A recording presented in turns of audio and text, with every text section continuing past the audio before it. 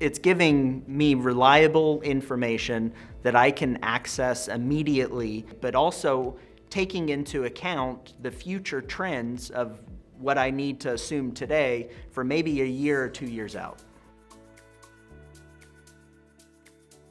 We're what you would typically refer to as a merchant developer. So we're not typically holding long-term. We're constantly developing new projects in different parts of the country and different product types and in different parts of a metroplex.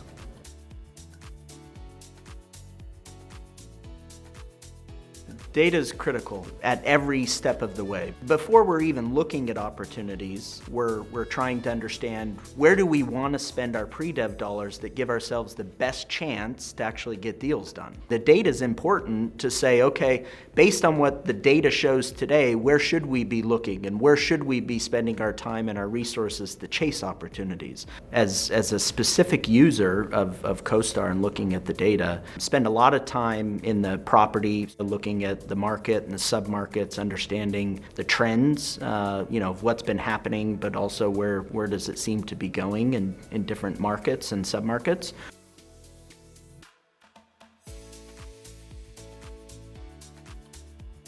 Another great feature that CoStar has implemented is the funds section. And for us in particular, we're investing in every project, but we're reliant on institutional capital investing alongside of us.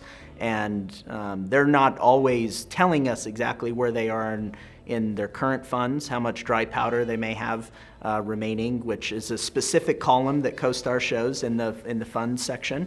So having CoStar as a tool within our repertoire, if you will, to back check some of that information is super helpful because we may be being told that this new project across the street traded for X or is getting rents for Y, and we can go into CoStar while we're in that conversation and say, well, we're seeing differently.